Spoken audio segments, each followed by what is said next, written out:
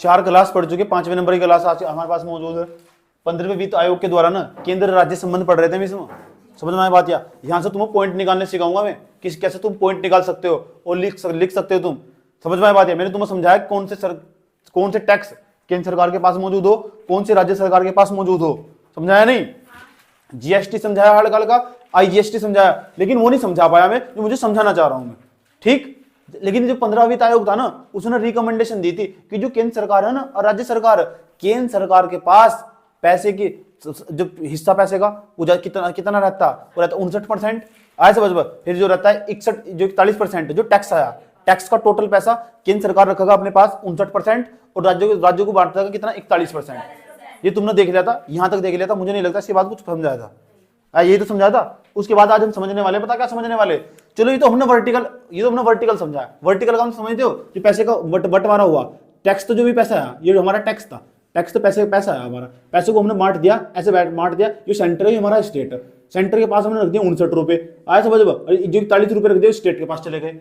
अब सवाल है जो हमने जो बांटा ना, ये हमारा बंटवारा करने का तरीका ये इस तरह कुछ, सेंटर के पास चले गए 59 रुपए और जो हमारे स्टेट था उसके पास चले गए 41 रुपए, चले गए नहीं? ये तरीका ना बांटने का, पैसे को बांटने का, इसे बोलते हैं वर्टिकल। वर्टिकल को बोलते हैं ऊर्ध्वाधर वितरण, ऊर्ध्वाधर वितरण। अब क्षैतिज वितरण करते हैं पैसे का। क्षैतिज वितरण करने का मतलब ये 41 रुपया, ये 41 रुपए को ना हम 28 राज्यों में बांटना। अब राज्य 28, अब ध्यान तो समझना अच्छे तरीके से भाई, टैक्स का जितना ही पैसा आया हमारे पास, सरकार के पास जितना ही पैसा आया, ये भी तुम्हें पता लग चुका केंद्र सरकार के कौन से टैक्स हो और राज्य सरकार के पास कौन से टैक्स हो, ये तुम्हें सब पता लग चुका अच्छी तरीके से, तमित। और जब की बात बता रहा हूं, जब जीएसटी तो पहले की, अभी जीएसटी पर नहीं आया हूं, लेकिन तुम्हें ये पता लग चुका अधिकांश जो टैक्स है ना वे केंद्र सरकार के पास रहते हैं, कम टैक्स राज्य सरकार के पास रहते हैं, समझ में आया बात? या मेन जो टैक्स है ना वे किसके पास रहते हैं? केंद्र सरकार के पास। ये तुम जानते हो, अच्छी तरह जानते हो। कॉर्पोरेट टैक्स किसके पास? केंद्र सरकार के पास। इनकम टैक्स किसके पास? केंद्र सरकार के पास, समझ? यूनियन एक्साइज ड्यूटी किसके पास? केंद्र सरकार के पास। जीएसटी किसके पास? केंद्र सरकार के पास। सर्विस टैक्स किसके पास? केंद्र सरकार के पास। क्या राज्य सरकार के पास सर्विस टैक्स जाता? नहीं जाता ना, क्योंकि सेवाओं में खूबी हो, उनकी बिक्री उसी वक्त हो जाए जिस टाइम में पैदा हो सेवाएं, या खास बातें होती जो डाई लोगों को बड़े काम आने वाले। तुम सवाल देखना यूपीएससी के, जो इकोनॉमिक्स के मैंने 38 वीडियो, तुम 38, 39, 40 वीडियो पढ़ाए, जितने पढ़ाए भाई साहब, मैं यूं कह रहा हूं, जब तुम पिछले साल के प्री के क्वेश्चन देखोगे ना उठाकर और फिर वीडियो पर दोबारा जाओगे, अपने आप जाना पड़ेगा तुम्हारी मजबूरी बन जाएगी, उनसे बाहर कोई क्वेश्चन नहीं जाने वाला। पूरी वर्ल्ड इकोनॉमिक्स के इकोनॉमिक्स के 20-22 क्वेश्चन आते हैं, 10 क्वेश्चन उसी वीडियो में आने वाले 5 साल 10 साल बाद, जब भी तुम पेपर दोगे कभी भी उनकी जरूरत पड़ने वाली है तुम्हें, इसलिए नोट को तमीज से बढ़ाकर रखना। और जो नहीं देखे ना वीडियो, मैं कहता हूँ क्रम वाइज सारे देखो, एक बार नहीं कई बार देखो, जितनी बार देखोगे मजबूती एक ही बार पैदा हो जाएगी। बस एनसीईआरटी पढ़ो और कुछ नहीं, दैट्स एनफ। उसके बाद तो हम ये जो पैसों का बंटवारा करा ना, डिवोल्यूशन, इसे बोलते हैं डिवोल्यूशन, बंटवारा, डिवोल्यूशन। क्या बोलते हैं? बंटवारा, बंटवारा किसका? पैसों का, पैसे का बंटवारा कर दिया, ये वर्टिकल फॉर्म में कर दिया, वर्टिकल फॉर्म, वर्टिकल, आया समझ में? वर्टिकल फॉर्म में कर दिया बंटवारा, ऊर्ध्वाधर दिशा में बांट दिया पैसा। अभी 41 रुपए चला जाता है स्टेट के पास, स्टेट हमारे 28 राज्यों को 41 रुपए बांटने। अब 41 रुपए बांटने तो कैसे बांटे जाने चाहिए? क्या किसी सब राज्यों को बराबर बांटना चाहिए? समानता का अधिकार, समानता का अधिकार। अगर हमने ऐसा करा तो न्याय कभी नहीं होने का कि 41 रुपए को बराबर बांट दो। 41 रुपए हमारे पास मौजूद है, 41 को पूरी तरह तुम 100 मान लो, तो कैसे बांटना चाहिए? इसका आधार क्या होगा? 41 रुपए को हॉरिजॉन्टल फॉर्म में बांटना। ये हॉरिजॉन्टल जो फॉर्म है ना, इस हॉरिजॉन्टल फॉर्म को बोलते हैं क्षैतिज वितरण।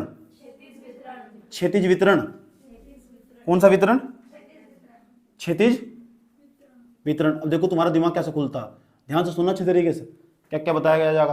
क्षैतिज वितरण करने हो इस 41 रुपए का, अब 41 रुपए का, इस 41 रुपए को ना तुम 1 मिनट के लिए 100 रुपए मान लो। कितने रुपए? 100 रुपए मान। 41 रुपए बांट रहे, कितने राज्यों बांटने? 28 राज्य हैं।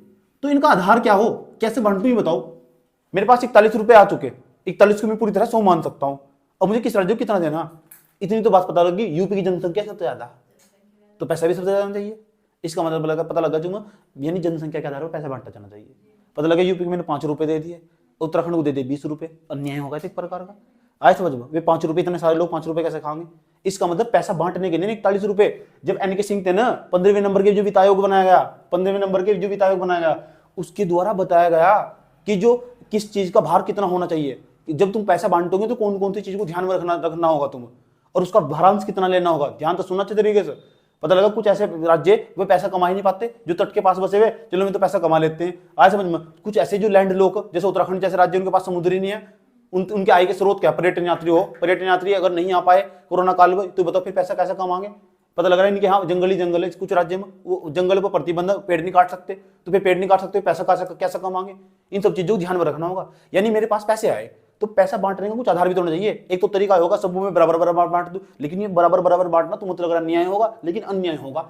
हो सकता है कुछ राज्य, केरल जैसे राज्य पहले तो ही बहुत अमीर है तो पैसे को उन्होंने बराबर चला गया, फिर तो ये भी तो एक प्रकार का अन्याय है। जिसका पेट पहले तो ही भरा हुआ उसे तुम 8 थाली क्यों बांट रहे भाई जाकर, ये भी तो गलत है ना।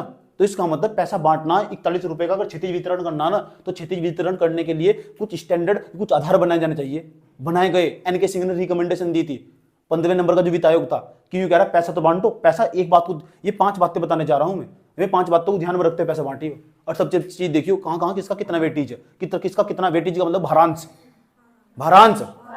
15वें नंबर का जो वित्त आयोग पढ़ रहा होगा ना, उसकी सारी चीज जा रही हूँ, क्षितिज वितरण समझ में, और ये ऊर्ध्वाधर वितरण ये सब आया होगा जो मैंने पढ़ने के लिए दिया था 15 नंबर का। समझ में आया बात, या लेकिन वहां पढ़ेगा कुछ नहीं समझ में आता। इसलिए कहते हैं जो टीचर हो ना वो यूनिक चीजों दुनिया में वो सब समझाता, कैसा कैसा क्या क्या हो, वो चीजों को आसान बनाकर पेश करता। ठीक, और एक अच्छा टीचर कौन सा हो, वही हो जिसे सुनने के बाद तुम मौन रहो जो तुम पहले थे। क्या कहा, इंसान की भी खास बात यही हो, कवि की भी खास बात ये हो। समझ आएगी, जिसने कहा बिल्कुल सही कहा। तो 41 रुपए को बांटना, अब उनका क्षितिज वितरण करना। और क्षितिज वितरण कैसे करोगे, क्षितिज वितरण करने के लिए कुछ ना कुछ तो आधार होने चाहिए। अब आधार चाहिए, बेसिस तो चाहिए। अब देखो मेरे पास पैसे आए, समझना ये बात है, ठीक। और मेरे 2 पुत्र, कितने, 2 पुत्र और 2 पुत्रियां, ठीक। संयोग से होगी बाद में, तो 2 तो पुत्र 2 पुत्रियां। समझ में आई बात है, ठीक। उसके बाद अब मेरे पास, अब जो पहले बड़े वाला पुत्र वो तो IAS अधिकारी, और दूसरे वाला निकम्मा निकल गया था, वो बढ़े का काम करने वाला। अब मुझे धन का संपत्ति का बंटवारा करना, तो सीधी सी बात है, मुझे जो IAS अधिकारी तो उसको तो कम पैसे देने होंगे मुझे, तो न्याय तो इस तरह का ही होगा ना। समझ में आई बात है, न्याय इसी तरह का होगा, जो कमजोर टाइप का होगा तो उससे ज्यादा पैसे देने होंगे। इसी तरह तो नहीं कहते हैं, ऐसे बस केंद्र सरकार ऐसे पैसे बांटती है। समझ आई, केंद्र सरकार कौन पैसे बांटने वाली, जो NK सिंह जो वित्त आयोग बनाया जा वो बतागा कहां कहां कितना पैसा जाना। समझ में आया बात। या अब केंद्र सरकार पता क्या, केंद्र जो NK सिंह थे उन्होंने क्या कहा, जो पिछले वाला वित्त आयोग बनाया गया था ना उसने कुछ और सलाह दी थी। उसने कहा ये बातें ध्यान में रख के पैसे बांटियो, ये फीचर्स देखियो, 4-5 फीचर्स बताए थे उन्होंने। मैं 5 की 5 बातें डिस्कस करूंगा वर्तमान समय में जो बताया गया, क्योंकि 2026 तक चलने वाला वित्त आयोग की इसकी रिकमेंडेशन, इसकी सलाह। पैसा बांटा चाहते हो, अच्छा तुम कौन हो जी, मैं केंद्र सरकार हूँ। अच्छा क्या है तुम्हारे पास जी, मैं 41 रुपये मैंने टैक्स इकट्ठा करे। अच्छा क्या करना चाहते हो जी, पैसे बांटने थे जी। अच्छा आप कौन हो जी, मैं वित्त आयोग हूँ। अच्छा क्या नाम है जी, ये NK सिंह हो जी, ये सलाह ये पढ़ लो। उसने कहा बात तो सही बताई यार तुमने। अब 4-5 आधार बताए ना NK सिंह ने, बड़े कमाल के बताए, और तुम भी किताब में सब वही पढ़ गए होंगे जो लिख रखे होंगे। ठीक, पहले नंबर का आधार बताने जा रहा हूँ, तुम पहले नंबर का आधार बताने जा रहा हूँ। नंबर फर्स्ट, उसका नाम है बेटे इनकम डिस्टेंस।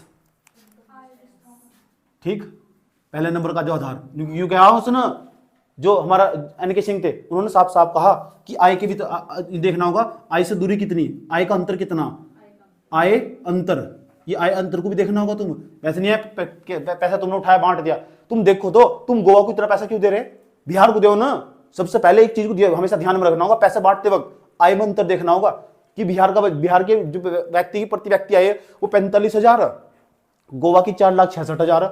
वहां एक व्यक्ति 4,66,000 कमा रहा, वहां एक व्यक्ति 45,000 रुपए नहीं कमा पा रहा एक साल के अंदर प्रति व्यक्ति आए। तो तुम कर क्या रहे हो, बिहार वाले को ज्यादा पैसे दे जाओ, बदतमीजी मत खिलाओ। समझ में, इसे कहते हैं राज्य में पैसा बांटते वक्त ये बात ध्यान में रखनी होगी, वहां के ना आय अंतर को ध्यान में रखना होगा, इनकम डिस्टेंस को ध्यान में रखना होगा। अब यूं नहीं है इनकम डिस्टेंस का मतलब कि गोवा की राज्य तो गोवा राज्य की बिहार तो राज्य तो दूरी ज्यादा, ये दूरी ज्यादा नहीं, आय के आधार पर दूरी ज्यादा। समझ में बात है, इसका मतलब आय अंतर इसे बोलते हैं इनकम डिस्टेंस।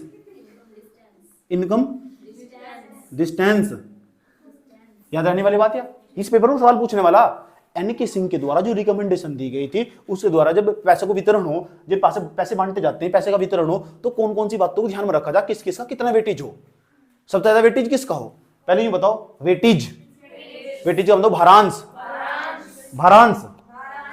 इतनी बात बताओ, समझ में ही नहीं आई? किसी छात्र को कोई दिक्कत यहां तक? इसका इसका इसका भारांश सबसे ज्यादा हो 45%, 45% भारांश उसका सबसे ज्यादा, ये देखना पड़ेगा। इसका वेटेज सबसे ज्यादा हो, सबसे नहीं सबसे मेन बात यही ध्यान रखनी कि कहीं किसी प्रति व्यक्ति आय ज्यादा होगी ना तो समझ जाओ वहां पैसे कम बांट, ज्यादा होगी तो वहां पैसे कम देने। गोवा का प्रति व्यक्ति आय 4,66,000 आए समझ। और जो बिहार है ना, बिहार उसका प्रति व्यक्ति आय 45,000, समझ में बात है। और यूपी का 64,000, समझ में आया बात है? इसका मतलब इन राज्यों को ज्यादा पैसा जाना चाहिए, यही बात है। ये 45% वेटेज का मतलब जानते हो क्या है? इसका मतलब ये बात हमेशा ध्यान रखनी होगी, इसका ज्यादा वेटेज है, यानी इस बात को हमें विशेष तौर पर ध्यान रखेंगे। इससे ज्यादा वेटेज किसी का नहीं है। ये सवाल पूछा जा सकता कि जब राज्य जो टैक्स का पैसा आता, टैक्स का पैसा केंद्र सरकार के पास आता, वो 41 रुपए, जब उसको बांटा जाता तो कौन सी बात को सबसे ज्यादा ध्यान में रखा जाता? नंबर फर्स्ट, इनकम डिस्टेंस, यानी आय से दूरी, आय से दूरी या आय में अंतर, समझ में आई बात है। और गोवा का प्रति व्यक्ति आय 4,66,000, बिहार का 45,000। बिहार को ज्यादा पैसा जाना चाहिए कि गोवा को? अब समझ में आया? जो तुम्हारी किताब में लिखा रखा है उसमें कुछ समझ में आ रहा होगा, सारी आया समझ में, लिख लिया बस, समझ में आया? आधा अधूरा ज्ञान था वो, ऊपर ऊपर से समझ में आ रहा था, अब समझ में आ रहा होगा, समझ में आया? दूसरे नंबर पर चले आओ। दूसरे नंबर बता तुमने क्या लिखा होगा? कूद कूद के लिखा होगा जनसंख्या, आया समझ में? इसका नाम होगा जनसंख्या। यानी एक बात और ध्यान में रखनी होगी, पैसा बांटना चाहते हो? जी गुरुजी पैसा बांटना चाहता हूँ। अच्छा, पॉपुलेशन को ध्यान में रखोगे? जी गुरुजी पॉपुलेशन को ध्यान में रखेंगे। अच्छा, क्या देखना होगा? इसका वेटेज देखना होगा, सेकंड नंबर 15%, समझ आई बात है? ये 15% वेटेज है। इसका 15% वेटेज का मतलब क्या हो, इसे समझने की कोशिश करो, क्लियर कट करने की। अच्छा, यानी सबसे ज्यादा तुम जब अगर तुम पैसा बांटना चाहोगे ना, पहले नंबर पर एक ही चीज देखनी, पहले नंबर पर देखना इनकम डिस्टेंस, दूसरे नंबर पर देखना, दूसरे नंबर पर जनसंख्या। ये बात हमेशा ध्यान रखना कि पहले नंबर पर क्या देखोगे? इनकम डिस्टेंस, दूसरे नंबर पर क्या देखोगे? जनसंख्या, पॉपुलेशन। अगर पॉपुलेशन ज्यादा होगा ना तो वहां पैसा ज्यादा ही देना होगा, और तुम्हें जानकर हैरानी होगी, भले ही आय में डिस्टेंस में अंतर बिहार में सबसे ज्यादा हो, आय में डिस्टेंस में अंतर, लेकिन जनसंख्या के आधार पर ना पैसा यूपी को सबसे ज्यादा लगता है, सबसे ज्यादा। और ये 2000 जनसंख्या वाला ये है था नहीं, पहले है था नहीं हो, जो पिछले वाला 14वें नंबर का वित्त आयोग था 2011 में रखा था, जोड़ा गया था। ये तुमने लिखे नहीं होगा अपने नोट्स में, समझने की बात है। जो 14वें नंबर का वित्त आयोग था ना, उसके द्वारा सलाह दी गई थी जनसंख्या जोड़ने की, समझ में आया बात है? 14वें नंबर का जो वित्त आयोग था उसने सलाह दी थी इसे जोड़ दो, पहले नहीं आता है, समझ में आई बात है? 12वें नंबर का जो 13वें नंबर का वित्त आयोग था ना, उसमें नहीं आता है। 14वें नंबर का जो वित्त आयोग था उसमें लाया गया है, समझ में आया बात है? तीसरे नंबर पर जाओ, तीसरे नंबर पर बात समझ में आया? पैसा बांटना चाहते हो? जी बाबूजी। कितना बांटना चाहते हो? जी 41 रुपए थे। अच्छा, कैसे बांटना चाहते हो? उसने कहा जी ऐसे बांटना। ऐसे ऐसे कुछ नहीं, मेरे में एन के सिंह, प्रोफेसर नाम है मेरा, प्रोफेसर एन के सिंह नाम है मेरा। मैं सुनो, ध्यान दो, 5 बातें बता रहा हूँ, तुम इससे ध्यान तो सुनो। उसने कहा पहले नंबर पर पैसा बांटते वक्त ये बात ध्यान रखना, कौन से राज्य की आय ज्यादा, कौन से राज्य की आय कम। ऐसा नहीं होना चाहिए जिस राज्य की आय ज्यादा थी तुमसे ज्यादा पैसे दे आओ, बदतमीजी होगी, अन्याय होगा, भारतीय संविधान का अनुच्छेद 14 से लेकर 18 तक का उल्लंघन होगा, समानता के अधिकार का उल्लंघन होगा। ये समझ की नहीं आएगी, तुम बात करते हो उल्टा सीधा पैसे बांटते हो। यहाँ तो सुनो, हम इनके सिंह को बताते हो तुम कैसे पैसे बांटना, समझ में आया? बड़ा उसने कहा जी बाबूजी तीसरी बात क्या ध्यान रखनी? नहीं, दूसरी बातें समझ लो, जनसंख्या भी देखना ध्यान में अच्छे तरीके से, जनसंख्या भी देखनी, ठीक? जी बाबूजी तीसरे नंबर की बात पूछ रहे थे। तीसरे नंबर की बात क्या थी? ये भी देखना होगा किसी राज्य का क्षेत्रफल कितना, ठीक? क्या देखना होगा? क्षेत्रफल। तुम्हें बताया गया क्षेत्रफल, अब क्षेत्रफल भी देखना होगा। क्षेत्र का मतलब एरिया, एरिया देखना होगा किसका ज्यादा? 15%। कितना परसेंट देखना होगा? पता लगा राजस्थान का एरिया ज्यादा, इसे भी ध्यान में रखना होगा। जब ज्यादा और एरिया होगा ना, समझ में आया बात है, तो उसका वेटेज कितना होगा? 15%। क्षेत्रफल को ध्यान में देखते थे ना। उसके बाद बताओ चौथे नंबर पर, उसके बाद क्या होगा? जनसंख्या, जनसंख्या की जनसांख्यिकी प्रदर्शन। इसका मतलब समझते हो तुम? इसे बोलते हैं डेमोग्राफी, प्रेजेंटेशन। इसका मतलब हो यार कुछ राज्य ऐसे उन्होंने ना बहुत अच्छा काम करा, उनके यहाँ पता क्या अच्छा काम ये करा। कुछ ऐसे राज्य जहाँ मृत्यु दर बहुत ज्यादा, कुछ ऐसे राज्य जहाँ मृत्यु दर कम, उसे बोलते हैं जनसंख्या के लाभांश, जनसंख्या प्रदर्शन। इसका मतलब तो जिन्होंने अच्छा काम करा ना तो उन्होंने ना तुम पैसा अच्छा ठीक ठाक तरीके देना, और जहाँ हालत खराब है ना वहां तो देखो तुम पैसा बहुत ज्यादा मात्रा में देना पड़ेगा, जहाँ मृत्यु दर ज्यादा हो रही, तो भी तो पैसा बांट हो गई वहां, जहां मेरी तो दर कम हो रही वहां पे, समझ में किस कारण हो रही होगी, उसके पीछे स्वास्थ्य शिक्षा सही नहीं होगी, स्वास्थ्य सही नहीं होगा, इसका मतलब उन जो पैसे जाना चाहिए। ये कुछ आधार, 4 आधार हो गए, कितने? 5वें नंबर का आधार बताओ। अच्छा, राज्य में पर्यावरण पारिस्थितिकी, इसे बोलते हैं पर्यावरण पारिस्थितिकी। इसका मतलब होगा कुछ राज्य ऐसे हो, इसका वेटेज कितना बताया गया था, कितना? जनसंख्या की प्रदर्शन का 12.5, और इसका कितना था? 10%। एक छठे नंबर का भी था, इसे बोलते हैं टैक्स एफर्ट, ये 2.5%। लास्ट खास बात यह जो चौथे नंबर का, 5वें नंबर का, छठे नंबर का 3, ये 15वें नंबर के वित्त आयोग के द्वारा सलाह दी गई। सवाल ये भी पूछा जा सके, 2026 तक सवाल पूछेगा कि जब 41 रुपए बांट रहे थे, तो जो 15वें नंबर का वित्त आयोग द्वारा, उसके द्वारा कौन से आधार जोड़े गए पैसा बांटते वक्त, तो ध्यान में रखे जाने चाहिए। तो तुम बताओगे जनसंख्या की प्रदर्शन, पर्यावरण पारिस्थितिकी को ध्यान में रखना चाहिए, टैक्स एफर्ट को ध्यान में रखना चाहिए। इन 5 के 6 का तुमको क्रम भी याद रखना होगा। मैं इसे भी डिस्कस करने वाला हूँ, इसे भी सबको डिस्कस करने वाला हूँ, एक एक करके। समझ में आ बात है? इनके बारे में डाटा भी लिखवाने वाला हूँ। इतनी बात बताओ, समझ में आई नहीं है? कोई दिक्कत? इनका मतलब समझ में आ रहा है ना भाई? तुम्हें यह बात याद रखनी होगी, तुम पैसा बांटने चले जा रहे, ये तो देखो किसका इनकम ज्यादा, किसका नहीं इनकम ज्यादा। तुम ये भी ध्यान में रखो, जनसंख्या किसकी ज्यादा, किसकी कम ज्यादा, ये भी ध्यान में रखो, किसका एरिया ज्यादा, किसका कम। ये भी तुम्हें ध्यान में रखना होगा कि किसका डेमोग्राफिक जो प्रेजेंटेशन है वो किसका बढ़िया, किसका कम। समझ आई बात है? सबसे ज्यादा वेटेज किसका, सबसे ज्यादा आय अंतर का, इनकम डिस्टेंस का। इस तरह करके 4-5 ना ऑप्शन में सजा कर जाएगा, पूछेगा इनकी वेटेज के आधार पर इनका बढ़ता हुआ घटता हुआ क्रम बताओ, ऐसा पूछा सवाल। अगर 15वें नंबर के वित्त आयोग के द्वारा जो पैसों के वितरण के संदर्भ में निम्नलिखित कथनों में से कौन सा सही है, इसके कौन कौन से आधार बताए गए हैं, उनका बढ़ता हुआ क्रम बताइए, घटता हुआ क्रम बताइए। इनका बढ़ता हुआ घटता क्रम पूछा, वो तुम भारांश के आधार पर याद रखोगे। सबसे ज्यादा वेटेज बताओ किसका, सबसे ज्यादा वेटेज आय अंतर का, आय समझ, ठीक। और सबसे कम वेटेज किसका, टैक्स एफर्ट का। ये पूछेगा 15वें नंबर के जो वित्त आयोग के द्वारा कौन से हाल ही में जोड़े गए, 3 जोड़े गए, एक तो जनसंख्या की प्रदर्शन, पर्यावरणीय परिस्थितिकी और टैक्स एफर्ट, ये इसी साल जोड़े गए हैं। इसी जो 15वें नंबर का जो वित्त आयोग बनाया गया उसी के द्वारा जोड़े गए, पहले नहीं आते हैं। समझ में आया बात? अब मैं तुमसे सवाल पूछना चाहता हूं, अगर मैं तुम्हें 16वें नंबर का जो वित्त आयोग बनाया जाने वाला, उसका मैं तुम्हें चेयरमैन बना दूं, क्या बना दूं? जिसका एन के सिंह थे, तो तुम भी आधार बताओगे कुछ ना कुछ, तुम कुछ और बताओगे नहीं बताओगे, तो तुम क्या बताओगे? और क्या चीज ध्यान में रखनी चाहिए तुम्हारे हिसाब से? पैसा बांटना मुझे, चलो ये ए है, ये बी है, ये अंजू, ये बबलू, ये सोनू, अंजू, बबलू, इनके 2 बच्चे हैं, इसके पास 10 रुपए है, पैसा का वितरण करना, ठीक। अब माँ बाप वाली प्रक्रिया छोड़ देना। समझ में आया बात? ये अंजू की खास बात ये है, इसे पैर से थोड़ा विकलांग, समझ रही बात, चल नहीं सकती बिल्कुल भी, बैठी रहती है पूरे दिन। बबलू की खास बात है, पढ़ लिख का आईएएस बन चुका, ठीक। उसके सोनू जी के पास 10 करोड़ रुपए है, 10 करोड़ रुपए, 5 करोड़ इसे दे, 5 करोड़ इसे दे, न्याय होगा? नहीं होगा, ठीक। इसका मतलब किसी चीज को ध्यान में रखना होगा। तुम्हारे ध्यान में क्या आया ऐसा कि तुम सोच नहीं पा रहे, तुमने एकदम सोच लिया कि न्याय नहीं हुआ। तुमने अच्छा बताओ क्या कह रहे हैं? इसका शरीर काम नहीं कर रहा है, स्वास्थ्य के दोनों ध्यान में रखा, स्वास्थ्य सही नहीं है बिल्कुल भी। इसका मतलब तुमने एक आधार बनाया, तुमने एक आधार खुद ही बना दिया अभी, तुमने एक, यही तो यहां बनाना, यहाँ राज्यों को बांटो पैसा, यही तो यहां बनाना।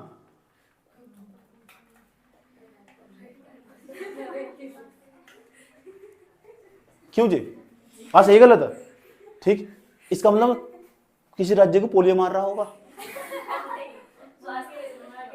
आया समझ में? यानी किसी राज्य का जो स्वास्थ्य होगा वो सही ना होगा, इसलिए वो जनसंख्या की प्रदर्शन में आ चुका होगा, ये भी तो मृत्यु हो रही है वहां।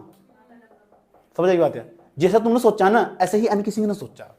मैं समझाना चाह रहा, तुम भी किसी इंसान से कम नहीं हो, अगर तुम सही दिशा में गाइडेंस करने वाला इंसान हो, दिशा देने वाला हो, ये समझाना चाह रहा हूं मैं तुमको।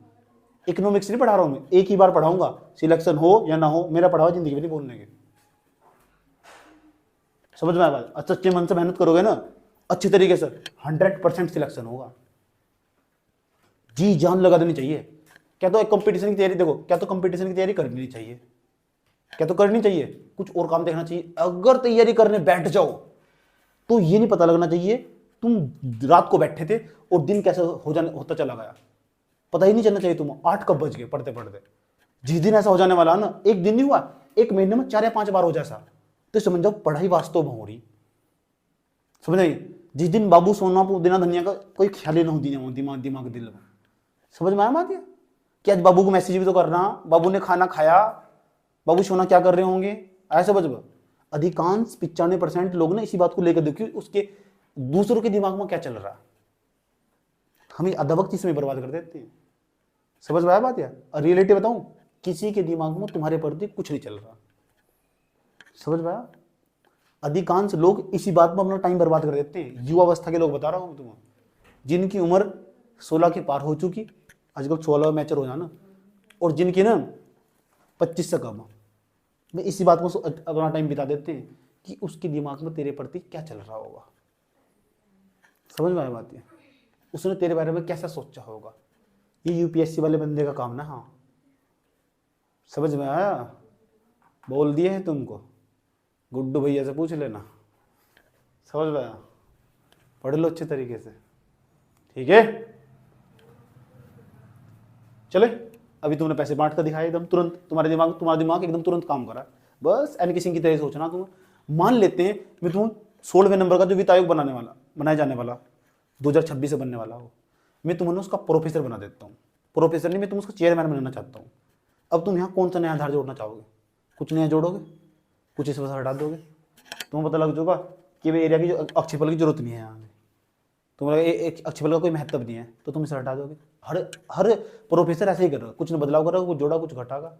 समझ में आया बात है। तुम क्या करोगे, तुम तो पूछना चाहता हूँ। इसे कहते हैं विश्लेषण करना। समझ में आया बात यार। ना तो किसी यूट्यूब चैनल में पढ़ाने का, ना किसी क्लास में पढ़ाने वाले, इसके लिए बहुत डेप्थ मध्यन चाहिए। तो तुम क्या जोड़ना चाहोगे, तुम क्या सोच देखोगे? जब तक तुम ऐसा नहीं देख सकते ना, तब तक तुम यूपीएससी के लायक नहीं हो। इस लेवल पर तुम सोचना होगा कि सर ये भी ऐसा करना चाहिए था, कि भैया जी ये सोचना चाहिए था कि हम ये कोई पॉइंट क्यों नहीं जोड़ सकते हैं इसमें, इस बात को क्यों नहीं ध्यान में रखा गया।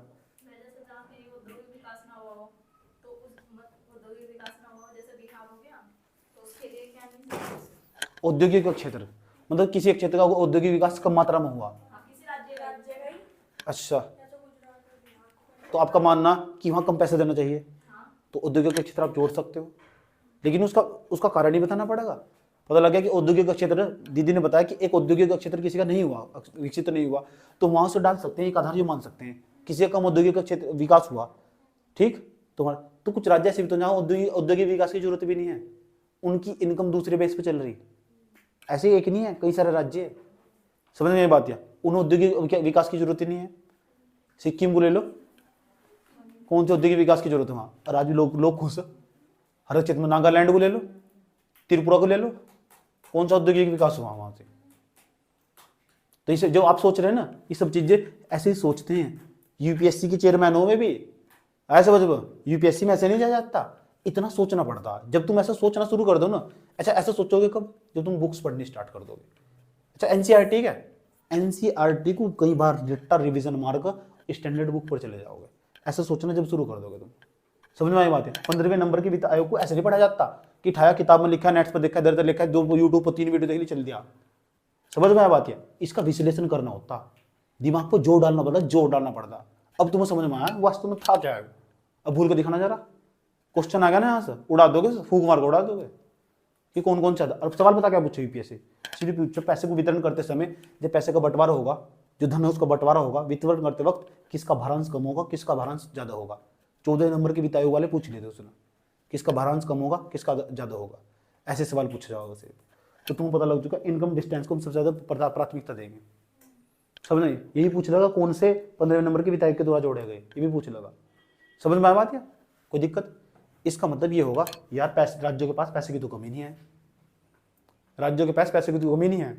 ये बात समझ में आई नहीं थी तू, कोई दिक्कत यहां तक।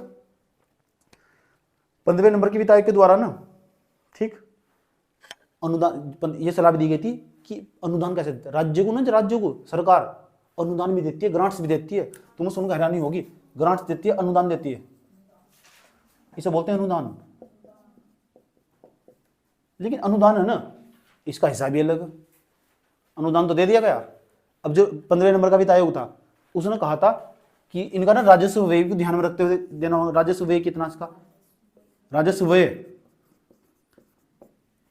क्यों कह रहे तुम पैसा तुम्हारे। अनुदान का मतलब कि ये खास बात हो, जो पैसा एक बार दे दिया ना, सरकार उसे वापस नहीं दे सकती। दान एक प्रकार का हो, उसका कोई ब्याज भी नहीं देना। समझ में आई बात है। अब तुम्हारे जो प्रणब मुखर्जी का नाम सुना तुमने, प्रणब मुखर्जी जो कांग्रेस की सरकार थी उसमें राष्ट्रपति रहे भारत के। समझ में आया बात है। वित्त मंत्री भी रहे भारत के। क्या रहे, जब वे वित्त मंत्री थे उन्होंने एक फॉर्मूला बनाया था कि राज्यों को अनुदान देने के लिए। ये तो गलत बात होगी ना, पता लग रहा है कि मेरे यहाँ राज्य में बीजेपी की सरकार है और राज्य केंद्र में बीजेपी की सरकार है और यूपी में बीजेपी की सरकार है, तो बीजेपी से ज्यादा अनुदान दे देगी, तो एक प्रकार का तब भी अन्याय होगा। तो जो प्रणब मुखर्जी थे ना, उन्होंने एक फॉर्मूला निकाला, उसमें GD यानी गार्डियल फॉर्मूला, इसे फिर नाम अपने नाम पर रख दिया, प्रणब मुखर्जी गार्डियल फॉर्मूला रख दिया। उन्होंने एक फॉर्मूला फिक्स कर दिया, एक फॉर्मूला रख दिया, एक सूत्र बना दिया, एक सूत्र। एक जो सूत्र बनाया ना, आया समझ में। इस सूत्र के द्वारा पता क्या होगा, उसका नाम गार्डियल फॉर्मूला। प्रणब मुखर्जी गार्डियल फॉर्मूला बनाया गया। उसके द्वारा ये कहा गया, सुन लो ध्यान से, उसके द्वारा ये कहा गया गार्डियल फॉर्मूले के द्वारा कि जो नंबर फर्स्ट, एक तो गार्डियल फॉर्मूला बनाया गया कि इस फॉर्मूले के तहत ना पैसा जितना दिया जाए ना, राज्य के पास पैसों की कमी नहीं है कि सबको अपना बराबर का अनुदान देना चाहिए। भाई पैसे बांट रहे हो तो बराबर का अनुदान दो ना राज्यों को। तो दूसरा तरीका होना चाहिए, नंबर फर्स्ट, एक तो ये हो कि एक फॉर्मूला बना लो। अब फॉर्मूले के तहत ना फिक्स कर दो किस किस राज्यों कितना जाएगा। ठीक, फॉर्मूला बना लिया, वो गार्डियल फॉर्मूला था। दूसरा तरीका ये होगा कि जो केंद्र सरकार तो बांट रही पैसा, तो केंद्र सरकार के ऊपर छोड़ दो। लेकिन केंद्र सरकार अब पैसे बांट रही तो इतना तो बात पक्का पता लग जाएगी कि इसे दे सके पैसा, इसे बीजेपी वालों जाए, फिर राजनीति होगी। बात समझ रहे हैं तुम, क्या करने की कोशिश करी जा रही। अरे भाई दो तरीके, जो अनुदान वाला पैसे बांटने के दो तरीके। नंबर फर्स्ट, एक तो फॉर्मूला फिक्स कर दिया जाए, जो गार्डियल फॉर्मूला था प्रणब मुखर्जी वाला। समझ में आया बात, ये फॉर्मूला फिक्स कर दिया जाए। ठीक, इसी से राज्यों को इतना इतना पैसा जाएगा, इसे फॉर्मूले में फिक्स कर दिया जाएगा, इसी से राज्यों को इतना जाएगा। एक तो तरीका ये होगा। नंबर दो, राज्यों को ना, जो राज्य हैं, समझ में आई बात है, केंद्र सरकार पर छोड़ दिया जा कि राज्यों को कहाँ कितना पैसा देना अनुदान के तहत। बात समझ में आई है। अब मैं आपसे पूछना चाहता हूँ, अगर मैं आपको यूपीएससी का चेयरमैन बना दूँ, यूपीएससी का नहीं, वित्त आयोग का चेयरमैन बना दूँ, तो आप बताओ आप क्या सलाह दोगे। ये सलाह दोगे कि केंद्र सरकार पर छोड़ दिया जाए या फिर एक फॉर्मूला फिक्स करके अलग अलग राज्यों को अलग अलग दिया जाए।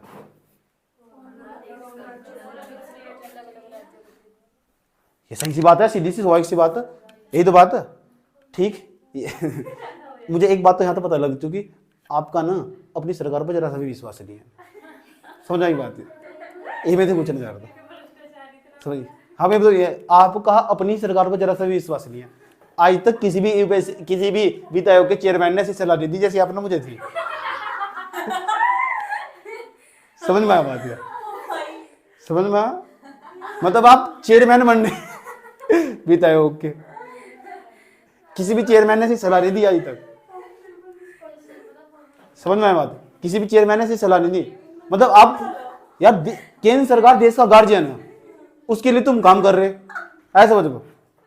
अब बना तुम यूपीएससी में, क्यों भर्ती करा जाते तुम यूपीएससी में, किस चीज के लायक हो तुम। समझ में आया बात है।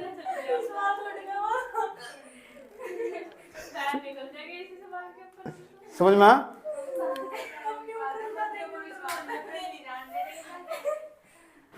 किसी भी वित्त आयोग के चेयरमैन ने ये सलाह नहीं दी जैसी आपने दी। बधाई हो आपको। ठीक, 15 नंबर के वित्त आयोग चल रहा है, 15 के 15 नंबर के वित्त आयोग के चेयरमैन नहीं होंगे, किसी ने भी ये नहीं कहा अनुदान को इस तरह फॉर्मूले में फिक्स कर दो। समझ में आया बात है, फॉर्मूले में फिक्स कर दो, किसी ने सलाह नहीं दी। वो प्रणब मुखर्जी थे ना, में आज जो वित्त मंत्री थे, वे इस तरह का फॉर्मूला बनाए थे, लागू वे भी नहीं कर रहे थे। समझ में आया बात है। ठीक, लेकिन कहते हैं, इसे कहते हैं ह्यूमन साइकोलॉजी। तुम्हें यहाँ बैठे बैठे आराम से मूर्ख बना देता हूं मैं। समझ में आया बात है। किसी भी तो इसका मतलब अभी तुम यूपीएससी के ना आसपास भी नहीं घूमते। और नंबर फर्स्ट, अपने देश की सरकार पर विश्वास करना सीखो, पहली खास बात है यार। ठीक,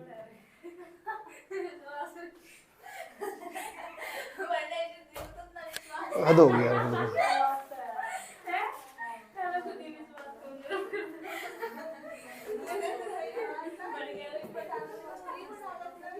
नंबर फर्स्ट, यार सरकार को चाहिए क्या है?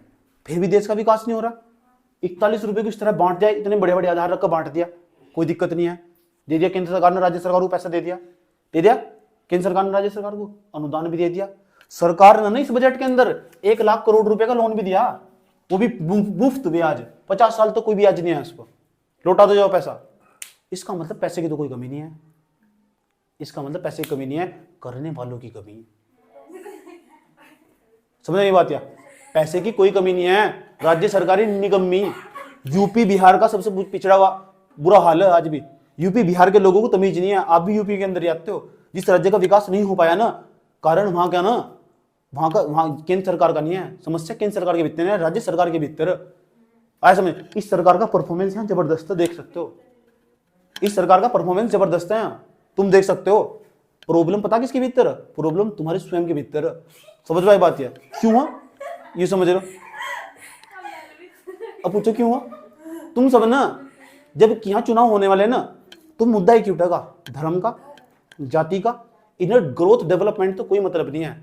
भारत के लोगों से बात करो ना, खड़े खड़े चौराहे पे होगा ना, एक ही बात करते रहते हैं, ये इस जाति का, ये हमारी जाति का, इसे वोट देनी चाहिए, जातिवाद को बढ़ावा दिया जाए।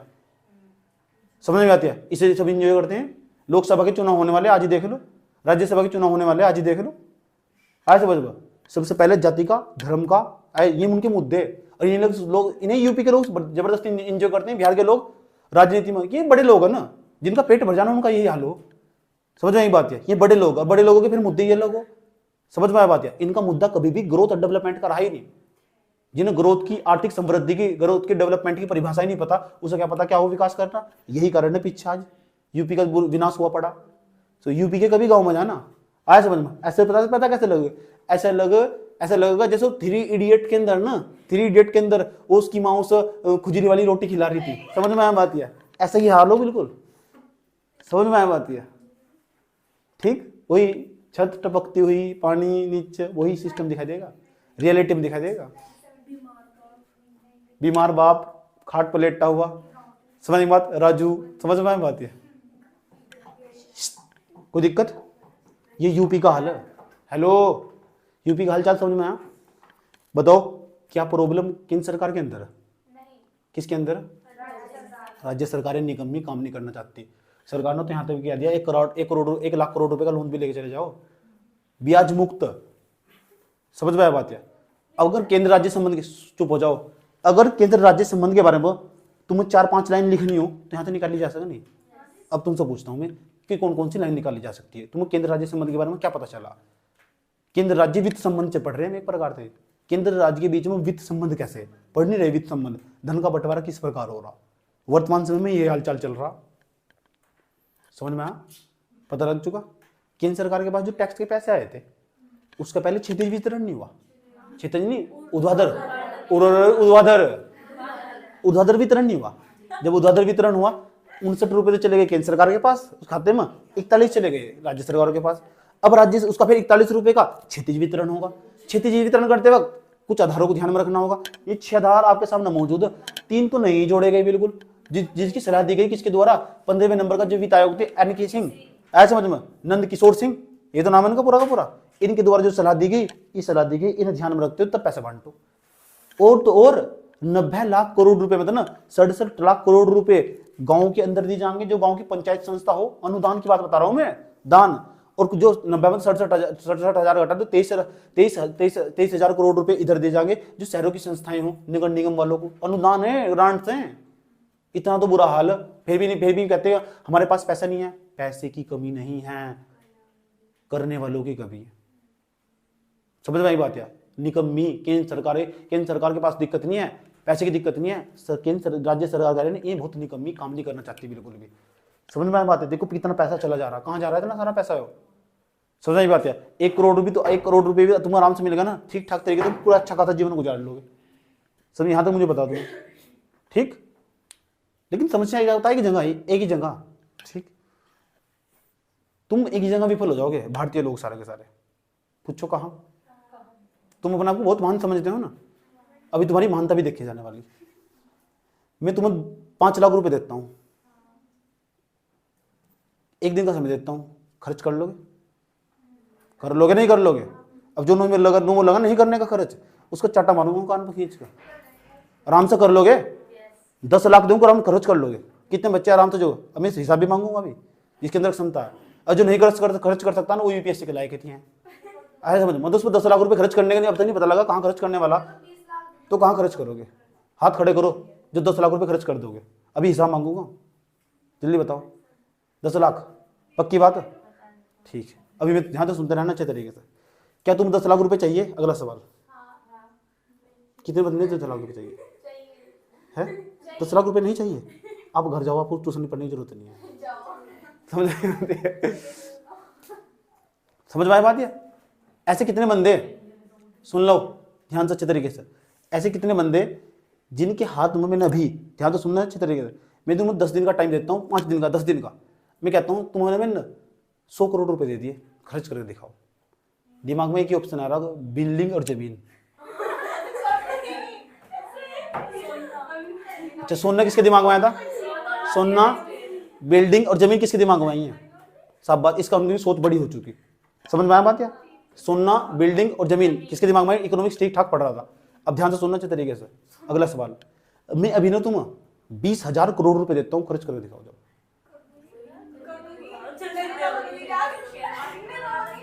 क्या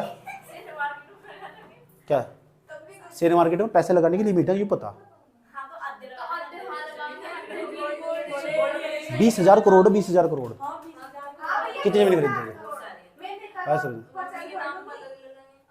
national highway 20,000 crore, national highway बनाने में 200-300 करोड़ का खर्चा हो। नेशनल हाईवे दिल्ली से लेके यहाँ तक बना, हरिद्वार तक। 20,000 करोड़, 20,000 करोड़ दे रहा हूँ। एक अगला सवाल, रुक जाओ अभी।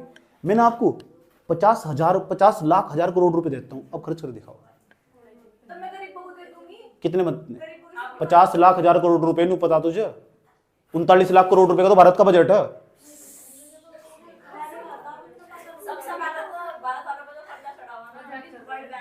50 लाख हजार करोड़ रुपए है वे, 39 लाख करोड़ रुपए, वो तो बजट देगा सारा बच्चा का। कर्जा उतारने के बाद भी पैसे बच जाएंगे। कितने बंदे ऐसे जो खर्च कर देंगे? क्या सर बना दी? तो 50 लाख हजार करोड़ रुपए में 39 लाख करोड़ रुपए का भारत का साल का बजट है। जो कहा उसका उत्तर दो। कितने बंदे ऐसे जो 50 लाख करोड़ रुपए खर्च कर दोगे? अभी तुम्हारे पास इसका आंसर नहीं है, इसलिए मैं कहता हूं, समझ यही बात है, तुम पैसा कमाना चाहते हो और मैनेजमेंट में आज भी विफल हो तुम। समझ यही बात है? समझ में आया बात है? इसलिए ये जो पैसे कमाने की चेष्टा ना, ये सबकी हो, सबकी इच्छा हो, या सबकी इच्छा हो पैसे कमाने की, मैनेज करना तुम अब तक नहीं सीखे। समझ यही बात है? और यही बात में किसी अमेरिकन तो पूछता ना, कैसे बढ़ा दे? हाँ, कैसे आयात कर लोगे? समझ रहे हो? बिल्कुल बिल्कुल। अभी तुम्हारे पास तुरंत कोई प्लान नहीं है ना, पर 50 लाख करोड़ रुपए तुम्हारी हिम्मत नहीं है खर्च करने की। समझ में आया बात है? इसका मतलब तुम्हारी सोच देखो कितनी छोटी है आज भी।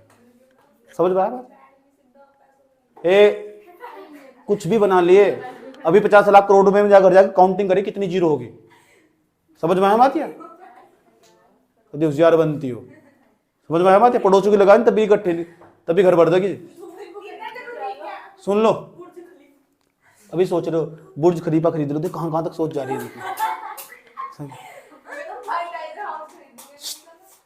तो ये तो बता रहा हूं, ध्यान अपनी इज्जत समझो, बेइज्जती समझो। You are not good manager, that is right point in this time. You are Indian, but I am Indian, but I am strongly Indian. My mind is not Indian. That means which imprints the Western philosophers. You don't understand? No. Okay. After some time, you can understand to be. समझ पाया? इसे समझने के लिए आपको थोड़ा सा time दूंगा, फिर समझाऊंगा तुमको। अच्छा, सवाल समझ में आया? मैंने क्या कहने की कोशिश करी? समझ में आई बात है? तो भी पैसे कमाने की इच्छा ना, पहले पैसे कमाने की जगह ना पैसे को प्रबंधित करना सीख लो कि कहाँ कहाँ खर्च करना। अब पैसा कमाओगे पूरी जिंदगी कमाओगे। समझ में आया बात? या अभी मैंने सवाल पूछा तुमसे, क्या सवाल पूछा? मैंने कहा कि मैं तुम 10,000 करोड़ रुपए दो, अभी मैं 20,000 दूं तुम, तो तुम्हारे दिमाग में तुरंत प्लान होगा। मैं रियलिटी बता रहा हूँ, तुम क्या क्या लेना, कहाँ कहाँ किसका कर्जा उतारना पहले, ठीक है। 50,000 दिए ना तुम, तो 50,000 दिए ना तुम, इसका मतलब तभी तुम्हें पता। अभी तुम्हें दो ना 200 लाख करोड़ रुपए दूं, तुम्हें कुछ नहीं पता कहाँ खर्च करना। इसका मतलब जब तक नहीं पता ना, तुम्हारा लेवल बहुत नीचे धंसा हुआ अभी, जब तक तुम्हारे पास प्लान नहीं है। समझ में आया बात? यही उदाहरण तुम किसी को भी दे सकते हो। पैसा कमाना बड़ी बात नहीं है, पैसे को बचाना बहुत बड़ी बात है। भारतीय लोग ना पैसा बचाने में विफल हुए। Indian are not good managers, बाहर के बारे में यही बात की जाती है। इंडियन अच्छे उद्यमी नहीं होते, ये गुड बिजनेसमैन नहीं होते। ये खास बात है, रियलिटी बात है, यही इकोनॉमिक्स का रूल है, ठीक। अगर आगे क्लास चलती रहेगी हमारी, ठीक। कलम पता क्या पढ़ाने वाले, ए जो टैक्स है ना, टैक्स इकोनॉमिक्स पढ़ने तो माइंड खुलता।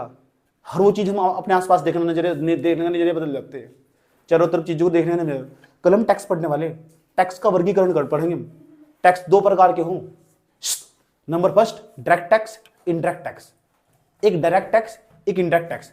प्रत्यक्ष कर, अप्रत्यक्ष कर, बहुत बड़ी चीज है, बहुत बड़ी चीज है। इसकी भी मत करना कल। सबसे पहले जियोग्राफी से पहले इसकी क्लास होगी। समझ में आती है बात? समझ में आई है? मेन चीज है, घर तक सर्च कर आना कि प्रत्यक्ष कर क्या हो, अप्रत्यक्ष कर क्या हो। समझ में आई बात है? तुम्हारा काम है डायरेक्ट टैक्स, इनडायरेक्ट टैक्स कौन से हो। कल मिलते हैं।